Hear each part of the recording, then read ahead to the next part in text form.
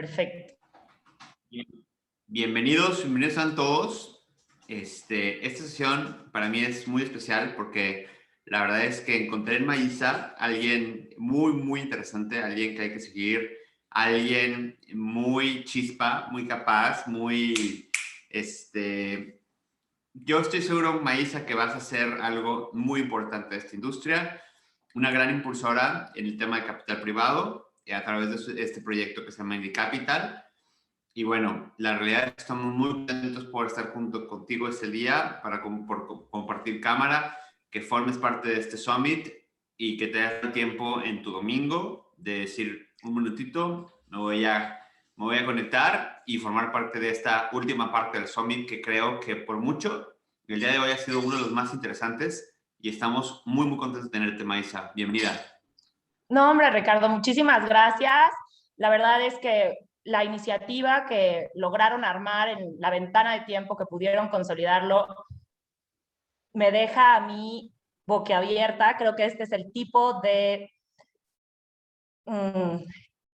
pues sí, el tipo de cosas que se requieren para poder empezar a formalizar realmente y abrir puertas en esta industria, ¿no? Entonces, al contrario, muchas gracias. Estoy muy contenta de tener foro para poder empezar a promover y presentar a Indica Capital, que es un fondo de inversión mexicano, el primero que existe con estas características en América Latina. Y es precisamente a partir de este tipo de diálogos que vamos a poder construir un instrumento que realmente sirva y esté hecho a la medida del mercado que buscamos. Completamente, Maísa. Y creo que esta parte, tú, cuéntanos un poquito, yo estoy encantado con tu historia porque conforme nos estábamos conociendo y estábamos platicando, yo me volví realmente un admirador tuyo por lo que has hecho de forma previa, por cómo te has consolidado, eres empresaria, fuiste un proyecto previo en tema financiero, que creo que es interesantísimo, que creo que es muy padre. Ves la gran oportunidad del cannabis, dices, yo la quiero tomar, yo quiero formar parte de esto, y generas este grupo de capital privado con Family and Friends. ¿Tengo entendido? ¿Así es? Así es. En realidad, bueno, les voy a contar un poquito de mi historia. Yo estudié economía en el ITAM, física en la UNAM, y en realidad mi pasión eran los números. Al principio no tenía muy claro qué quería, pues por eso las dos, ¿no? Conforme fui avanzando, tanto en las licenciaturas como en la vida, inicio un poquito con experiencia de bolsa, en Value, que es una casa con mucho renombre aquí en México, y me doy cuenta cómo al final del día finanzas es lo mismo que cualquier sistema complejo, ¿no? Vas a buscar variables y vas a buscar integrar esto en sistemas dinámicos que hagan sentido, procurando disminuir volatilidad. Posterior a esto, paralelamente, bueno, formo una familia. Entonces, cuando nacieron mis hijos, evidentemente el tiempo no me daba para estar en bolsa. Me retiro un poco de ese ambiente y con un compañero de la universidad que había empezado una plataforma que se llama Mi Cochinito, que es básicamente desarrollo crowdfunding para impacto social, pues me subo en este proyecto, lo gestamos, lo crecimos y veo el otro lado de la moneda, ¿no? Pasar de inversiones gigantescas donde todo es altamente volátil, todo es rápido y al final del día las tasas, los regresos son precisamente con estas características, a situaciones donde literalmente la comisión de una transferencia o la comisión de un fondeo hace la diferencia entre ver si llegas a la meta o no, porque las aportaciones son mínimas, te vas a la base de la pirámide. Este programa ahora ya migró a ser banca de desarrollo para América Latina, empieza operaciones precisamente desde Canadá, por el impacto que permite en todos los sectores.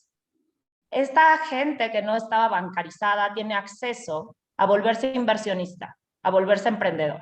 Entonces, con estas dos visiones, tanto de la banca alta como de la base, es que veo la posibilidad del mercado del cannabis en México como el agente de cambio, no nada más para una derrama económica, sino realmente para un desarrollo económico. Creo que este mercado emergente tiene la posibilidad de cambiar las reglas de juego en todos los niveles.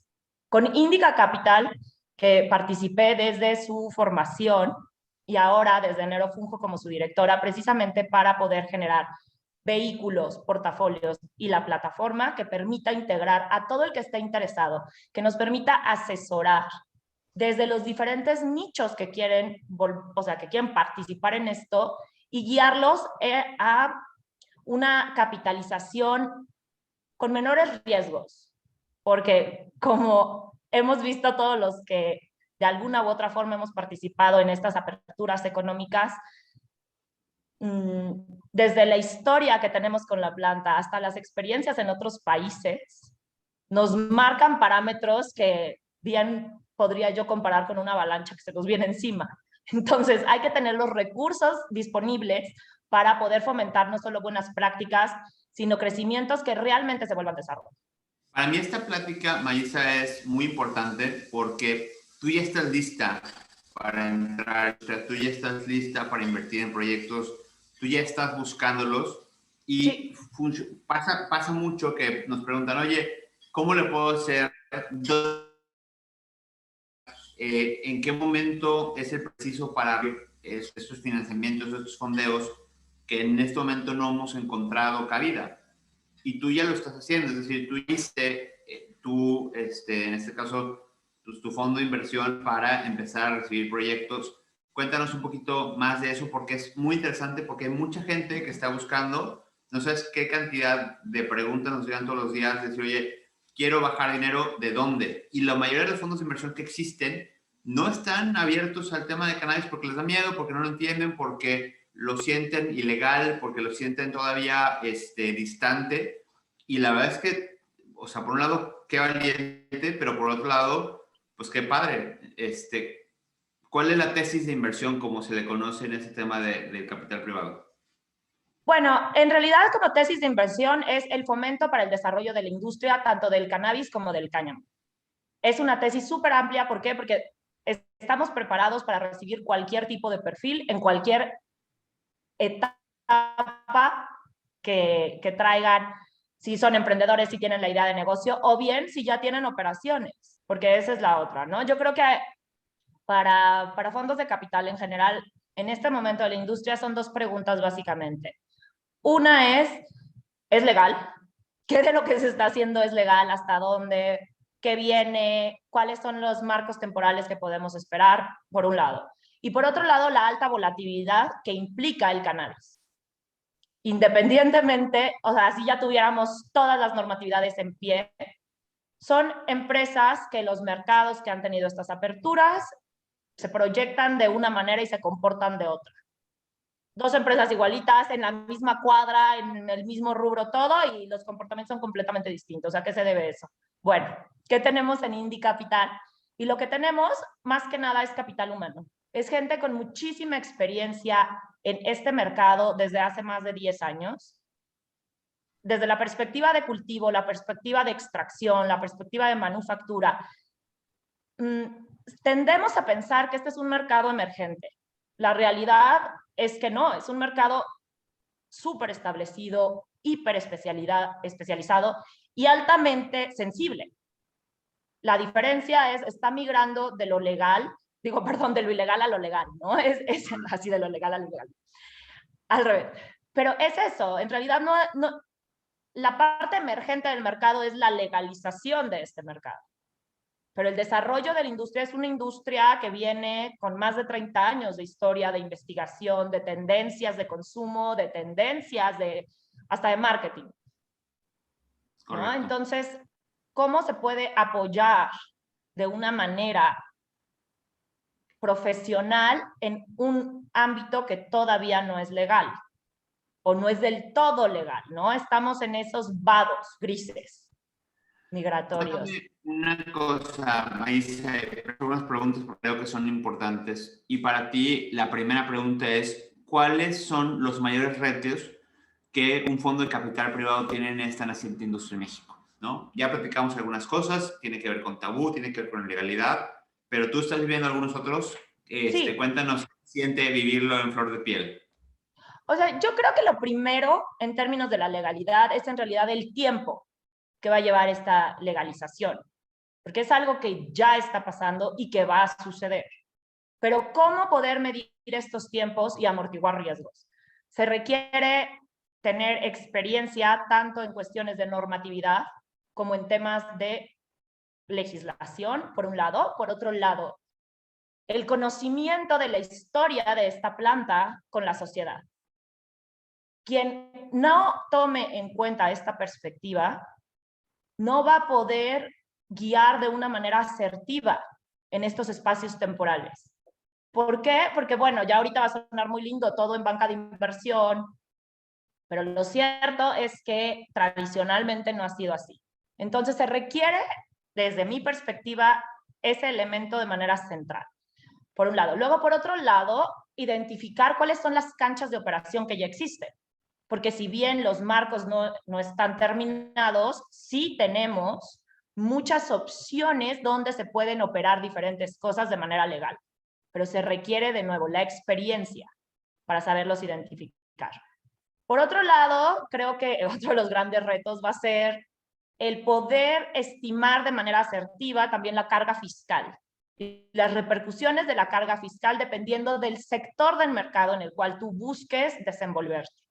Se requiere asesoría especializada para eso, ¿no? Todo esto en relación a las leyes.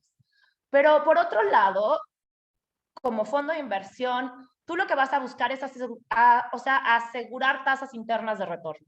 Es una necesidad no volverte especulativo frente a esta fiebre verde, ¿no? Como la llaman en muchos lugares.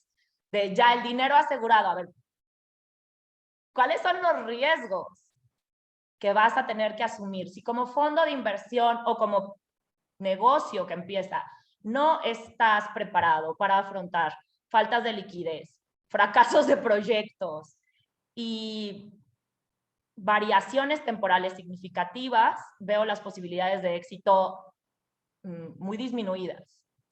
Claro, y a pesar de que la industria es muy volátil, es muy ágil, es muy grande, creo que primero, como cualquier inversión, siempre conlleva un riesgo.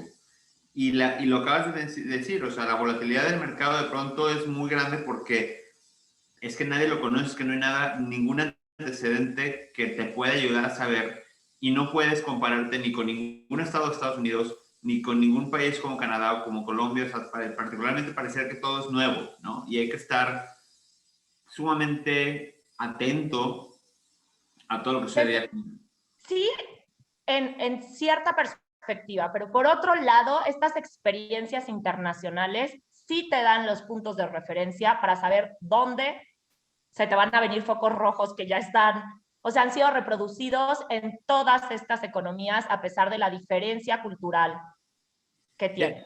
Acabas de tocar un punto interesantísimo. En tu análisis de otros países, de otras geografías, ¿cuáles han sido estos focos rojos que tú tienes muy claros en este momento? Por ejemplo, California, particularmente en Estados Unidos, que es el mercado más especializado que hay a nivel global, ha tenido una problemática seriosísima con el nivel de intervención que ejerció el Estado en la regulación de esta industria. ¿A partir de qué? A partir de los impuestos. Literalmente pasaron de tener más de 2,000 licencias para venta en un año a 700 en el siguiente año, en la quinta economía más importante del mundo. ¿Cómo es eso posible? ¿No? Y vendiendo, además. Ni siquiera era un tema de que no se vendiera, pero ¿qué fue lo que pasó? Hubo una sobreintervención, hubo, pues ahora sí que no, bueno, estas ganas del Estado de recaudar todo de manera rápida. La realidad es que ha pasado en todo. Digo, California está viviendo una etapa como de transición donde las grandes empresas, incluso Elon Musk, creo que está cambiando su domicilio por lo mismo. Y sí creo que tienes mucha razón en la parte de intervencionismo fiscal, que puede llegar a ser una carga muy importante si no se hace de forma correcta. Y, por ejemplo, en estos mercados que se tienen presencias de mercado negras muy sólidas, es donde la transición se entorpece mucho, que es el caso de México, ¿no? Comparativamente, por ejemplo, con California, esa es una similitud. Y bueno, habrá que ver qué es lo que va a pasar con la parte de impuestos por acá, pero digamos que las referencias cercanas que tenemos en alcohol o tabaco podrían indicar algo por el estilo, especulativamente. Canadá, por ejemplo, ¿qué es lo que ha pasado con Canadá? Canadá tuvo una apertura muy grande, sin embargo, muchas prohibiciones en términos de publicidad, en términos, no la parte fiscal, todo lo contrario, fiscalmente dieron todas las facilidades, sin embargo, la parte de comercio, la parte de, ya de interacciones entre negocios, fueron muy restrictivos, por un lado, y por otro lado, desde la perspectiva de plantación, y esto que tienen las plantaciones más importantes hoy por hoy a nivel global, los costos se han ido a los cielos. ¿Por qué? Por una sobreespecialización. Entonces, no es, o en muchos casos, no es directamente proporcional el costo de estos cultivos con la calidad de las plantas en estos cultivos. ¿Por qué? Por sobretecnificar, ¿no? Por ejemplo, Colombia, que es muy similar a México en términos de que somos América Latina. Siento que lo que ha pasado en Colombia por las aperturas vía la perspectiva medicinal es algo que se va a reproducir en México y en general en todas las sociedades que traigan esta carga moral sobre el consumo de la planta, por un lado, y por otro lado, sobre la relación histórica. De nuevo, ¿quién ha pagado con sangre esto? ¿No? O sea, ahí el mercado recreativo va a tardar más en ser socialmente aceptado, en no pertenecer a una cuestión de tabú. Y por lo mismo la inversión que va de la mano con este mercado. No es bien visto todavía en muchos círculos sociales, yo me atrevería a decir que la mayoría, sobre todo en México, participar de esta economía. Y por lo mismo, un poco relacionado a lo que platicábamos antes, estos medios de financiamiento, ¿qué banco le va a entrar a esto? ¿Y desde qué perspectiva? Tomando en consideración que hay algunos, justamente hoy lo platicaba en la mañana, hay muchos bancos que participan en Estados Unidos y que no, es que están literalmente impedidos por la legislación americana. La ley.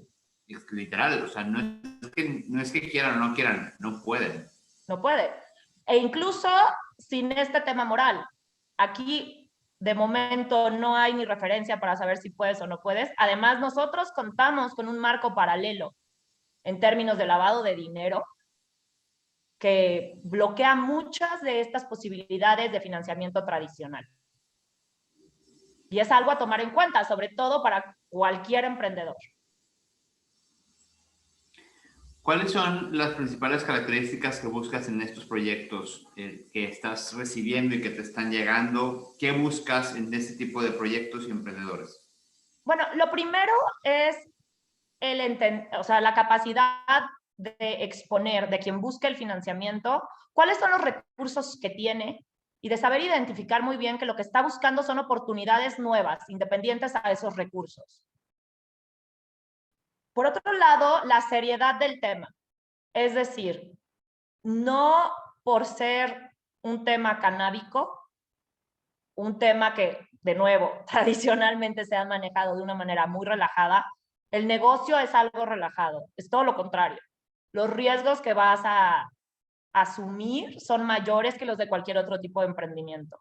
La capacidad de enfoque que vas a requerir es mayor que la de cualquier otro tipo de emprendimiento, sobre todo por la especulación que se viene en términos del mercado.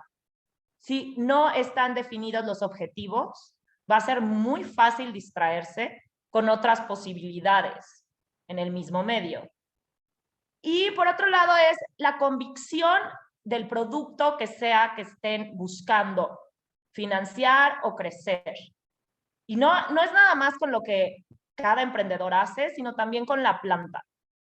Se requiere, en mi opinión, una verdadera propuesta de valor en términos de lo que esta planta va a traer. Y cada emprendimiento específicamente va a aportar para esa generación de valor. Entonces, creo que esa sería una de las características principales. Bueno, varias características principales, pero en términos de la actitud del emprendedor, por así decirlo. Ahora, en términos de las características de los emprendimientos, pues básicamente todas son bien recibidas. Nuestro trabajo es precisamente ayudar a delinear y limitar qué sirve, qué puede ser optimizado y generar fibras. Yo creo que al final del día este mercado va a poder crecer con buenas prácticas mientras los vehículos sean flexibles, dinámicos, serios. Entonces, la tercera característica central te diría que es la disposición de trabajar en la legalidad, de buscar conocer las leyes, adaptarse a esas leyes. O sea, no querer estar como en las partes grises, ¿no? Sí, Sino, claro. es decir, empezar desde donde se requiera, pero buscar siempre ese lineamiento. Totalmente de acuerdo. Y justamente lo hemos repetido muchas veces. ¿Qué responsabilidad tenemos nosotros como mexicanos, como empresarios, como gente que está invirtiendo en esta industria, de hacerlo de forma correcta, hacerlo apegado a la legalidad, de dejar esos mexicanismos que de pronto nos parece muy simple, sencillo, hacer las cosas, pues ahora sí que, no sé, a lo mejor suena malinchista, pero no hacer las cosas de forma correcta, no hacer las cosas, no sé, como en la línea difusa, ¿no? Creo que es una gran oportunidad para, como país y como empresarios, dar un muy buen ejemplo, sobre todo Claro, desde una planta que tiene este estigma. Y claro. respecto a esto, tengo una siguiente pregunta. Tiene que ver con cuáles son los principales retos que encuentras en otras geografías como Canadá, como Colombia, como Estados Unidos, y cuáles son las consideraciones y aprendizajes que el inversionista debe tener. Creo que ya platicamos de algunas, Un pero poquito, seguramente tú tienes... yo creo que como fondo de inversión, porque voy a hablar primero desde mi perspectiva, si yo no tengo clara la mía, difícilmente voy a poder orientar a alguien más. Entonces, es muy importante entender que no hay mercado secundario a este mercado emergente. Si uno no tiene presente eso, es fácil confundir la correlación que pueden llegar a tener diferentes inversiones similares, ¿no? A partir de ahí, te podría decir que, por ejemplo, lo central sería no correr con la especulación, no incurrir, y esto para los emprendedores básicamente es no Perdón, incurrir en CAPEX altísimos, sino ¿mercado adelante. secundario te refieres a exit? Es decir, o sea, en este momento, digo, todo el mundo estamos arrancando del mismo lugar y normalmente cuando tú tienes un proyecto dices, bueno, o voy a vendérselo a este otro fondo o hay una empresa más grande que probablemente lo va a Que adquirir. me puede absorber, ¿Es eso como mercado secundario? así, sí, sí. Y aquí no, eso no lo existe, o sea, es literalmente cada quien va a asumir estos riesgos, no hay para dónde después, ¿no? Entonces, y dentro de esta parte de este mercado secundario, que precisamente son estas adquisiciones posteriores o estrategias de salida, también es la migración de tus líneas de producción, sino a otra cosa, ¿no? Es decir, si esto no te funcionó, bueno, lo podrías vender, puedes migrar. Desde la perspectiva del cannabis, no. ¿Hacia dónde vas a migrar tus sábanas para enrollar flor? No, no hay, ¿no? Y tampoco vas a tener sustitutos y bueno, todas las implicaciones que eso conlleva. Canadá, Colombia, Estados Unidos, incluso Uruguay, han sido grandes ejemplos en diferentes casos de estudio sobre qué pasa con estos emprendimientos en estas características, o sea, con estas características de mercado. ¿Y qué pasa con los fondos que no toman en cuenta pues esta situación? ¿No? Entonces, creo que desde ahí, eso te diría que es el mayor aprendizaje que tenemos para poder fomentar emprendimientos y para poder crecer los emprendimientos que ya hay. Porque lo cierto es que también ya hay una industria operando, no de esta manera tradicional, sino una industria emergente que ya está operando, que ya está funcionando y que qué va a pasar una vez que o bien ganen sus amparos o bien pasen las leyes, las nuevas normatividades, este tipo de efectos. Y fíjate que Entonces, ha pasado algo que me doy cuenta que sucede mucho en Colombia y que hemos tenido, la verdad es que sí es un lujo tener algunas de estas empresas colombianas que terminaron en la bolsa de Canadá, por ejemplo, ¿no? ¿Tú consideras que esa sería una opción de mercado secundario que realmente, sabes que, oye, ya llegué hasta el punto de un IPO? O sea, ¿crees que lo ves sucediendo para empresas mexicanas Indiscutiblemente. en... Sí, indiscutiblemente, y creo que en más de un caso es curiosamente de los primeros pasos a seguir. Habitualmente, para que tú buscaras cotizar en bolsa y sobre todo en otro tipo de mercados, se requiere un historial mucho más sólido. En este tipo de mercado no. Están ya los instrumentos, están los vehículos, está la legislación que lo permite, lo fomenta. La cosa es cómo vas a controlar después ese crecimiento. Porque estas burbujas especulativas, esta fiebre, lo mismo indica que tú sales, y de hecho a Colombia le ha pasado muchísimo, tú sales un día y vales 100 millones de dólares, a los 6 meses vales una cuarta parte de eso, y sin embargo tienes 4 veces más producción, que es lo que está pasando ahí. ¿No? Por un lado, luego por otro lado, por ejemplo, en el caso específico de Colombia y cultivo, se sacaron muchísimas licencias. El gasto que implicó tramitar todas estas licencias, las licencias llegaron a precios así de millones. Hoy por hoy valen $300, ¿no? Porque pues es un trámite. Y de todas las licencias que hay, son menos de 400 las que funcionan hoy por hoy. Estamos a 2 años de que realmente empezaron operaciones. México puede esperar algo similar. Entonces, si tú eres emprendedor, te interesa el campo o vienes del campo, ya lo has estado haciendo, ¿qué costos vas a incurrir para legalizar esta parte o para formar las alianzas que requieras y participar del mercado? ¿Y qué tanto de esto va a ser realmente apuestas muy altas iniciales que luego no van a ser sostenibles? Entonces, sí. Maísa, ¿cuál consideras, bajo tu opinión, que es, de verdad es que créanme que tienen enfrente a alguien muy, muy fregona, economista, con una física increíble? La verdad es que tu historial, Maísa, aparte empresaria, ¿cuál consideras que es el factor central para la volatilidad de la inversión sobre emprendimientos emergentes de cannabis? Yo diría que es las empresas, una vez que empiezan a operar y a generar revenue, se van a CAPEX muy altos. ¿A qué me refiero con esto? Buscan expandirse de una manera muy prematura. ¿Por qué la considero prematura? Porque las ventas no son estables, Maísa, precisamente. perdón, no quiero No, obviar el significado de la palabra CAPEX, que es capital de trabajo. ¿Puedes extender un poquito más cuáles son esos errores o cómo se materializan los CAPEX o ese excedente en CAPEX cuando estamos hablando de las empresas? La verdad es que no, como es algo tan importante, siento que obviarlo sería un grave error, porque a lo mejor es un buen consejo para mucha gente. de acuerdo, porque además creo que viene muy de la mano, sobre todo en emprendimiento, ¿no? Cuando vas empezando y dices, bueno, pero ¿qué de mis gastos los puedo considerar operativos y cuáles realmente son para expansión o son inversión? ¿No? Entonces, bueno, varía mucho dependiendo del sector de la industria en el cual estés.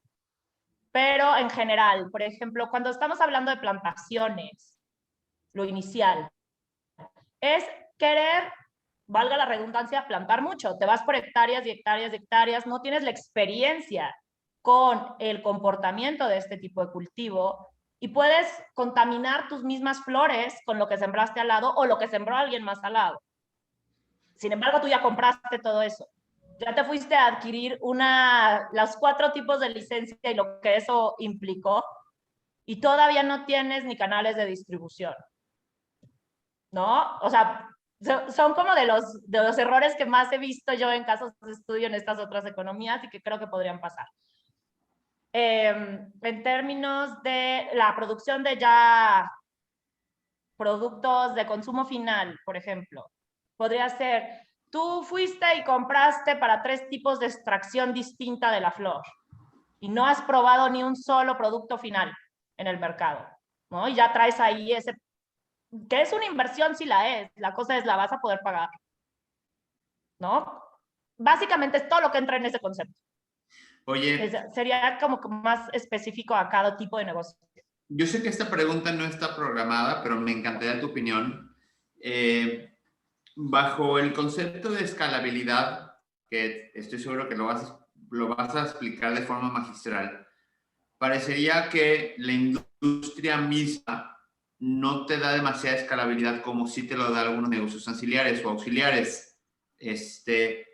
¿Preferirías en este momento inicial arrancar o tener tus inversiones en proyectos que sean auxiliares o proyectos que sean de la industria primaria, ya sea desde la siembra, la comercialización, importación? O sea, ¿preferirías lo central o lo auxiliar? Lo central. Yo, el fondo de inversión va totalmente por la industria, sí, escalable. Le vamos a apostar a esto porque aunque de momento pareciera que no es factible, en mi opinión sí lo es. Lo es, lo único que hay que, de nuevo, calcular muy bien van a ser tus ventanas temporales. Pero estoy segura que fomentando redes de inversión, no nada más esta inversión directa, sino estas redes y fibras de trabajo, se puede lograr de una manera segura, es decir, reduciendo muchísimo los factores de volatilidad. ¿Por qué?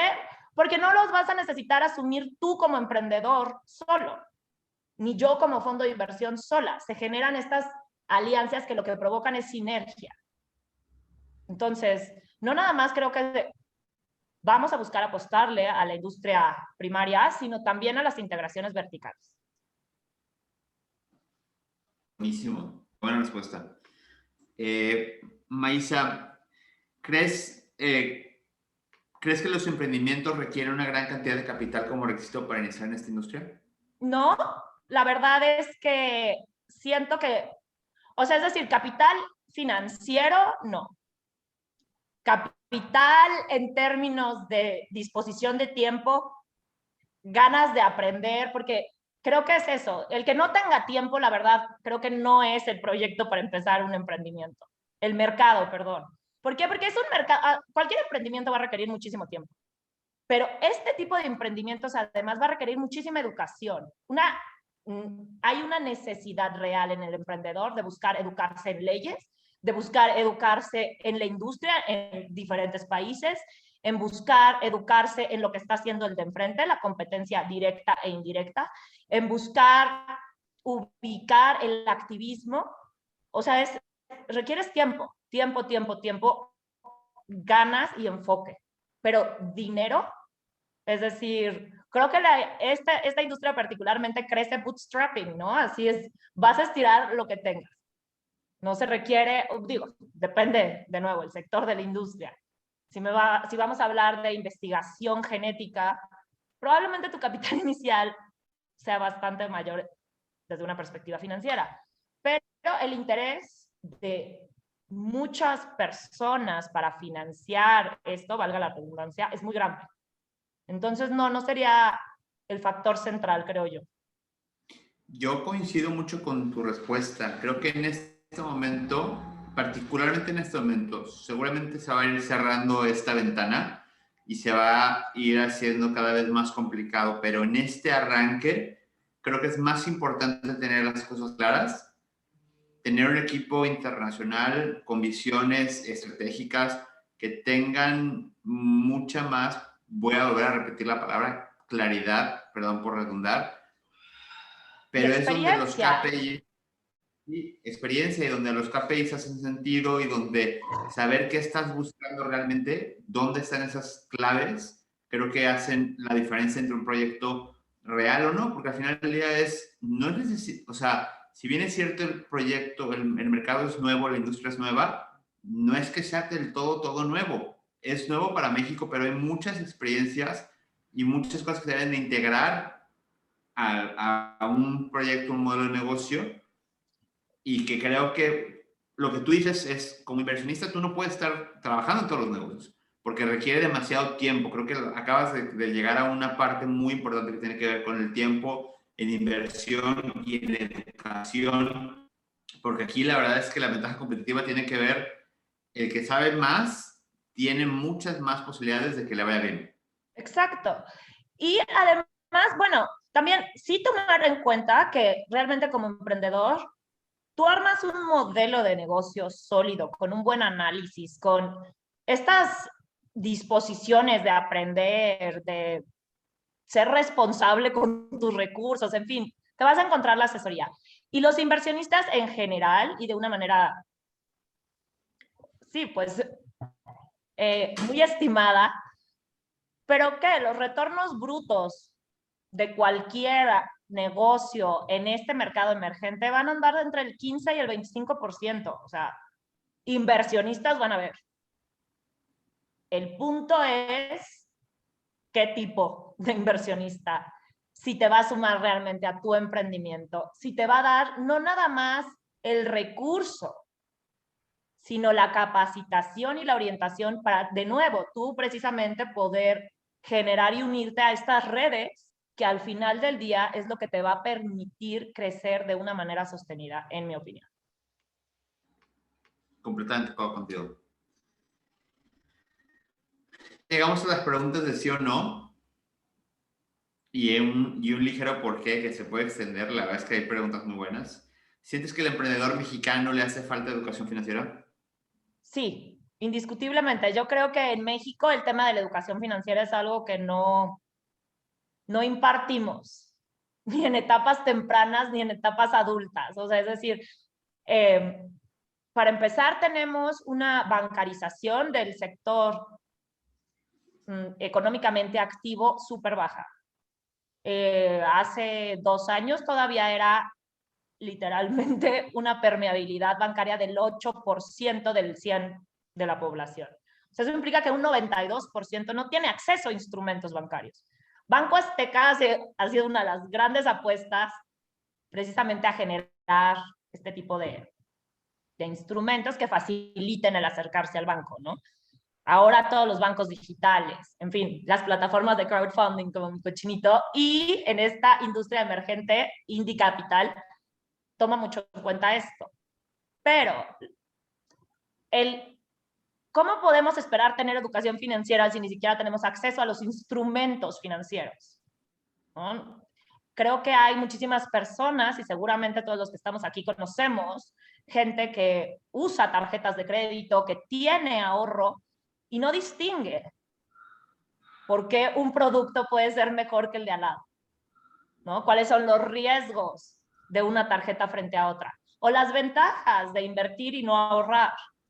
Creo que tradicionalmente, además, por una perspectiva desde religión, tenemos mucho este chip del ser pobre es ser bueno, ¿no? Y entonces buscar tener conocimiento, hablar de dinero, de estas rentabilidades, no nada más en un ambiente laboral, sino en un ambiente social, no está del todo aceptado, o hay una carga moral que va de la mano. Y eso pues no permite tener acceso a esto desde los niveles básicos. Y habitualmente cuando la gente se incorpora en los mercados laborales, quienes sí tienen acceso a estas herramientas financieras, ya no empezaron con esta perspectiva y es mucho más difícil hacerlo después, ¿no? Hay una campaña ahora de un banco que me resulta muy graciosa porque dice, o sea, si tienes un teléfono inteligente actual, ya eres digital, puedes usar tus redes bancarias, así de, ¿pero por qué? Porque no permea, o sea, esta idea de que la banca ya la tienes al alcance para todos, hiperversátil, no es algo que la gente esté dispuesto. Ahora, en términos de inversión específica, pues es mucho más complejo, ¿no? Y en realidad no lo es, pero la educación financiera, desde mi perspectiva, indiscutiblemente va a ser una de las barreras a brincar para poder estimular esta industria. Y fíjate que esta pregunta cuando lo estábamos haciendo tenía un doble sentido. Por un lado era pues, el común general de los mexicanos, que lo bien lo dices, es impactante el número de la gente que sí está bancarizada, que es poquitita, pero también creo que es un poco, no sé si la palabra sea desesperante o triste o frustrante, que cuando llegan a darte proyectos o enseñarte cosas, no están bien direccionados y hacen que un potencialmente buen proyecto pues no tenga posibilidad alguna de poder ser ni siquiera ayudado, porque llegan con unas evaluaciones que no tienen ningún fundamento, porque llegan sin una estructura O financiera. fondeado, literal. Bueno, creo que desde esta perspectiva es fundamental que el emprendedor, de nuevo, busque educarse. O sea, esa es una actitud que tiene que venir del emprendedor, que tiene que venir del empresario, que tiene que venir de quien esté buscando integrarse. Ahora, mi trabajo como fondo es precisamente tener esas herramientas. Uno de los productos que estamos desarrollando y quedará para finales de esta semana, espero, es precisamente una guía para el inversionista en términos del mercado del cannabis. Va a ser una herramienta que ustedes van a poder descargar para entender, uno, distinciones entre cannabis y cáñamo y los productos, la variedad de productos que hay, que existen, qué cosas ya se están haciendo en México y el valor de estos mercados en donde ya hay modelación, ¿no? Las estimaciones que Indica está construyendo precisamente para el mercado mexicano. Creo que esa es una herramienta de muchísimo valor, tanto para el emprendedor, poderse ubicar, como para el inversionista, ¿no? Saber cuáles son estas oportunidades que se vienen, porque otra de las funciones del fondo es precisamente generar esta inversión directa. Nosotros vamos a facilitar que los proyectos no nada más sean fundados por nosotros o nuestros aliados, sino a través de crowdfunding. Literalmente, vamos a tener carruseles de menú, que se les antoja, y las herramientas para poder entender esto. Wow. Porque sí, educación financiera ante todo. Es uno de los retos. ¿Crees que existe un requerimiento social para los emprendedores en esta industria? Indiscutiblemente, no nada más para los emprendedores, también para los inversionistas. De nuevo, históricamente hay una relación de mucha violencia con la planta, con el entorno de esta planta. No creo que haya un mexicano que no tenga un conocido o directamente un familiar que se haya visto afectado por esto. O bien porque estuvieron en la cárcel por posesión, o bien porque desarrollaron adicciones, o bien porque han sido víctimas de la violencia con el narcotráfico. Y es algo que me resulta interesante cómo en este proceso de migrar a la legalidad, de repente desapareció del discurso de la planta la palabra narcotráfico.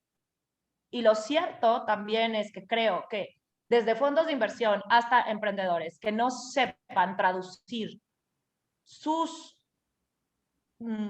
productos, sus rendimientos a propuestas de valor real, que realmente se puedan traducir en desarrollo social, no van a ser jugadores del mercado de aquí a 5 años.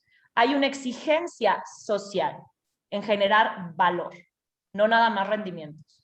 Entonces, tiene que ser un valor integral. Entonces, creo que la existe y la va a seguir existiendo. Y es trabajo de todos los que estamos formando y armando estas nuevas prácticas cambiar eso. Quien no lo haga no se va a quedar en la mesa. No, completamente de acuerdo. Creo que hoy en la mañana cuando Mitch de Mérida hablaba, comentaba y creo que es de lo que más me ha hecho sentido, que de pronto dice, bueno, es que este tabú viene de la ilegalidad, pero si tú pones comparativamente y objetivamente hablando la planta junto a otros productos, pues no, o sea, la realidad es que este tabú viene de la ignorancia, simple y sencillamente. Entonces, una vez que pasa de la ilegalidad a la legalidad y nos vamos acostumbrando, seguramente habrá muchas más oportunidades, habrá un entorno mucho más abierto al diálogo, pero lamentablemente tendremos que esperar a que se eduque una cantidad de generaciones o una cantidad de personas importantes para que podamos ver esto formarse. O sea, sí, estoy completamente de acuerdo con lo que dice Ricardo, por un lado, pero creo que sí hay otro elemento, que es precisamente este. Sí, sí hay un tabú, pero lo cierto es que independientemente de este tabú a la planta, sí hay hechos históricos que marcan, como te digo, que permean en las historias familiares, que permean a un nivel que va más allá del tabú. ¿Y qué negocio va a ser el exitoso? El negocio que desde el principio se dirija también a esto, ¿no? El negocio que pueda decir, ok, ¿sabes qué? Sí, yo te venderé flor, ¿no? Mi flor tiene una certificación de calidad. ¿Qué implica? Implica que no te voy a enfermar, implica que no te voy a, o sea, literalmente a vender lo que tú no estás buscando. Eso ya desde ahí es muy grande, o sea, hay un valor agregado. Hay un valor agregado al decir, oye, ¿sabes qué? Esta planta ya no es la entrada a literalmente un consumo futuro de drogas, ahora sí que drogas químicas duras, ¿no? ¿Por qué? Porque está este compromiso, pero reconociendo que se viene del otro punto. Y no nada más por un tabú, sino sí por un tema de usos. Correcto. Preguntan en Entonces, el quien pueda chat. hacer eso, ya, pero No, no te apures. No, pregunta en el chat que si ya tienes proyectos en tu portafolio. O sea, si ya arrancaron con fondeos.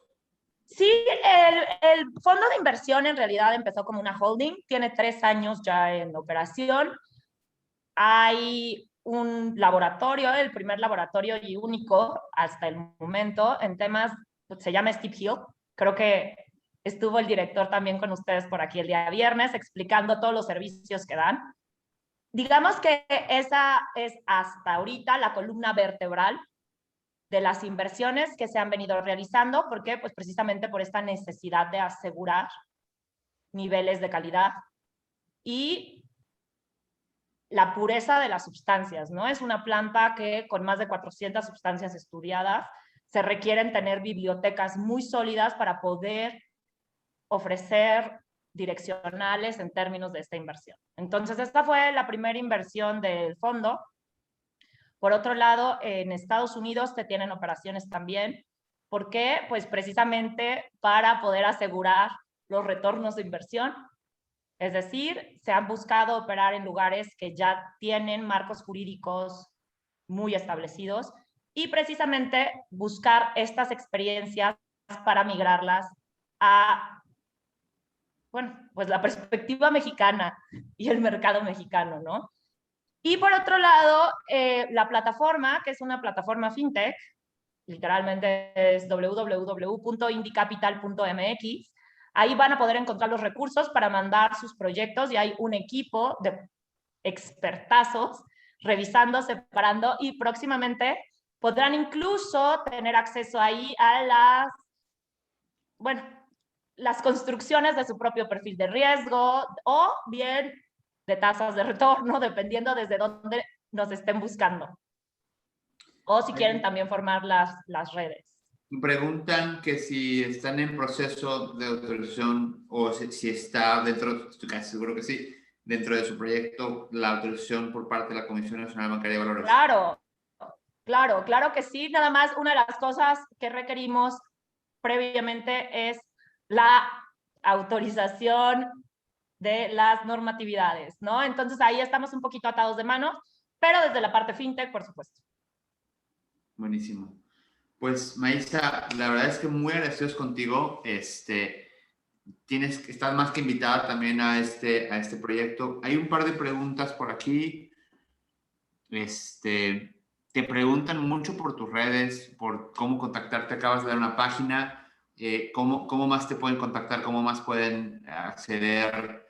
Estoy seguro que es una gran necesidad. Y encontrarás también por ahí está Santiago. Santiago forma parte de Greenor. Greenor, tú los conoces, es una consultora que seguramente también te hará llegar a muchos proyectos. Entonces, En un ratito platicamos también con Santiago, justo a las 5, ahí vamos a andar. sí, justamente del futuro inmediato de la industria. Me encanta esa charla, creo que está gente interesantísima. Y bueno, Maísa, muchísimas gracias por estar con nosotros. La verdad es que me encanta que este summit esté cerrando de esta forma. Y creo que a todos hemos dado algo de valor y hoy, particularmente tú, Maísa, nos ha regalado mucho con tus perspectivas. Te digo, yo me declaro fan tuyo desde que platicamos la vez anterior, conocer tu trayectoria, saber lo que sabes, o sea, conocer todo lo que sabes y cómo lo que has hecho, te vamos a tener muy de cerca, te vamos a seguir y esperemos que nos aceptes las invitaciones a lo que viene. A todo, Ricardo, si me tienen encantada y la verdad, todos los que nos están escuchando, pues también, muchísimas gracias por estar aquí. Espero podamos construir esto con las bases lo suficientemente sólidas como para cristalizar el impacto que estamos buscando. Y en ese sentido, mientras más cercanos estemos, mejor. Muchas gracias, disfruta tu domingo. Bueno, pues ya, de hecho, te brincas en una hora, hora y media a la siguiente plática platicando acerca del futuro junto con Santiago y con Israel y con otros más que estarán por ahí compartiendo visiones, futureando, ¿no? Que futureando, creo que es, claro.